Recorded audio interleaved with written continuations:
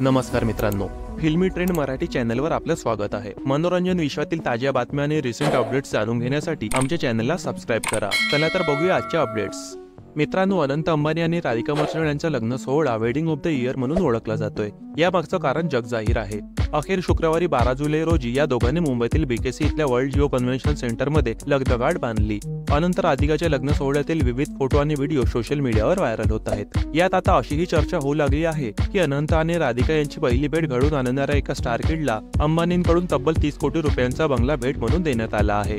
आपल्या वादग्रस्त ट्विटमुळे सतत चर्चेत राहणारा अभिनेता कमाल खान उर्फ KRK याने नुकतंच एक ट्विट केलंय। या ट्विटमध्ये त्याने एक दावा केलाय की अभिनेता जावेद जाफ्रीचा मुलगा मिजान जाफ्री याने अनंत आणि राधिका यांची पहिली भेट घडवून आणली होती। यासाठी त्याला अंबानींकडून तगडी भेट मिळाली आहे। KRKनं त्याच्या ट्विटमध्ये लिहिलं, अभिनेता जावेद जाफ्रीचा मुलगा मिजान हा मुंबईतील वांद्रे येथे राहतो, कारण मुकेश अंबानी यांनी त्याला 30 कोटी रुपयांचा आलिशान अपार्टमेंट भेट म्हणून दिला आहे। खरं तर मिजानने राधिकाची अनंतशी ओळख करून दिली होती। काहीही होऊ शकतं। KRKने केलेल्या या दाव्यावरून सोशल मीडियावर जोरदार चर्चा सुरू झाली आहे। त्यावर आता मिजानच्या वडिलांनी म्हणजेच जावेद जाफ्रींनी प्रतिक्रिया दिली आहे। जावेदने KRKच्या पोस्टवर हसण्याचे इमोजी शेअर करून लिहिलं, काहीही। या ट्विट नंतर नेटकरी KRKची खिल्ली उडवू लागले आहेत। तो अजून पण फॉरवर्ड मेसेजेसवर विश्वास ठेवतो का, असा सवाल नेटकऱ्यांनी त्याला केला। मिजान जाफ्री या अनंत अंबानीचा चांगला मित्र आहे। या लग्न सोहळ्यातील प्रत्येक कार्यक्रमात तो आवर्जून सहभागी झाला होता।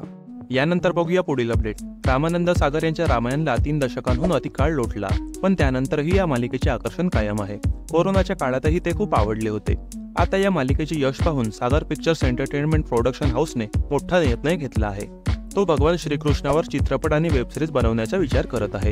हे प्रोडक्शन हाऊस भगवान श्रीकृष्णावर प्रोजेक्ट आणण्याची ही पहिली वेळ नाही। कृष्णा या शीर्षकाच्या आधीही एक टीव्ही शो आला होता जो खूप गाजला होता। आता निर्माते पुन्हा एकदा कृष्णावर नवीन प्रोजेक्ट आणण्याच्या तयारीत आहेत। ट्रेंड अॅनालिस्ट तरण आदर्श यांनी ही माहिती दिली आहे। त्यांनी लिहिले, रामायणचे निर्माते सागर पिक्चर्स एंटरटेनमेंट भगवान श्रीकृष्णावर चित्रपट आणि वेबसिरीज आणण्याच्या तयारीत आहेत। 1971च्या राष्ट्रीय पुरस्कार विजेत्या चित्रपटाचे निर्माते देखील याची सहनिर्मिती करणार आहेत। श्रीमद भगवद्गीतेचा हा अधिकृत अवलंब असेल। हा एक मोठा प्रकल्प असेल आणि त्यात संपूर्ण भारताची स्टारकास्ट असेल। यामध्ये आंतरराष्ट्रीय VFX कंपनीचाही सहभाग असेल। या मेगा प्रोजेक्ट बाबत अद्याप फारशी माहिती मिळालेली नाही। रामानंद सागर यांनी भारताला 2 मोठ्या मालिका दिल्या। त्यांचा पहिला शो रामायण सुपरहिट होता आणि कृष्ण मालिकेलाही त्या काळात खूप चांगले व्ह्यूज मिळाले होते। आजच्या युगात जिथे हिंदू पौराणिक कथांवर इतकं काम केलं जात आहे, तिथे सागर पिक्चर यांच्या मैदानात प्रवेश ही चाहत्यांसाठी मोठी बातमी आहे। मित्रांनो, 2023 हे वर्ष शाहरुख खानच्या नावावर होते। शाहरुखने वर्षभर बॉक्स ऑफिसवर राज्य केले। या वर्षी त्याचा एकही चित्रपट प्रदर्शित होणार नाही। तो सध्या त्याच्या आगामी प्रोजेक्ट मध्ये व्यस्त आहे, तो म्हणजे किंग। सुजय घोष या चित्रपटातून सुहाना खान रंगभूमीवर पदार्पण करणार आहे। याआधी हा पूर्णपणे सुहाना खानचा चित्रपट होता, पण नंतर शाहरुख खान पूर्ण भूमिकेत असणार असल्याचे समोर आले। आता या चित्रपटात आणखी एक मोठी एंट्री झाली आहे। सध्या शाहरुख खानचे संपूर्ण लक्ष किंगवर आहे। या ऍक्शन थ्रिलर चित्रपटाचे दिग्दर्शन सुजय घोष यांनी केले आहे। सिद्धार्थ आनंद त्याची निर्मिती करत आहेत। पठाण आणि जवान सारखा मोठा चित्रपट बनवण्यासाठी निर्मात्यांना चित्रपटात मोठ्या कलाकारांची नियुक्ती करायची आहे। peepingmoon.com वर नुकताच एक अहवाल प्रसिद्ध झाला। यावरून अभिषेक बच्चनने चित्रपटात प्रवेश केल्याचे समोर आले। या मोठ्या ऍक्शन एंटरटेनमेंट मध्ये तो खलनायक ठरणार आहे, ज्याची थेट स्पर्धा शाहरुख खानशी असेल। मात्र त्याच्या व्यक्तिरेखेबद्दल निर्मात्यांनी काय विचार केला आहे याची माहिती अद्याप समोर आलेली नाही। शाहरुख खान आणि अभिषेक बच्चन यांनी यापूर्वी कभी अलविदा ना कहना आणि हॅपी न्यू इयर मध्ये एकत्र काम केले आहे। मात्र ते पहिल्यांदाच एका चित्रपटात आमने सामने येणार आहेत। हा चित्रपट सध्या प्री प्रोडक्शन मध्ये असून या वर्षी ऑक्टोबर-नोव्हेंबर मध्ये शूटिंग सुरू होण्याची शक्यता आहे। हा चित्रपट 2025 मध्ये प्रदर्शित करण्याचा निर्मात्याने विचार केला आहे। यानंतर बघूया पुढील अपडेट। महाराष्ट्र भूषण अशोक सराफ यांचा नवा सिनेमा लवकरच प्रेक्षकांच्या भेटीला येणार आहे।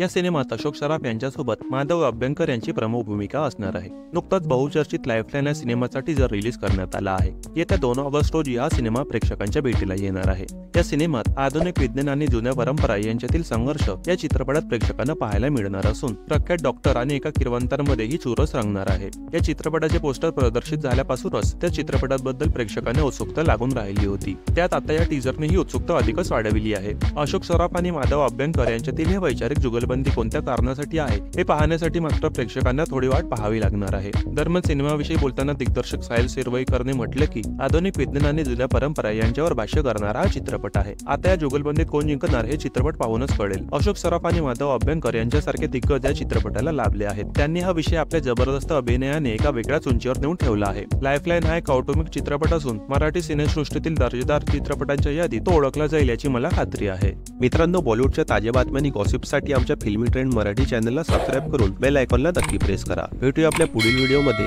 धन्यवाद।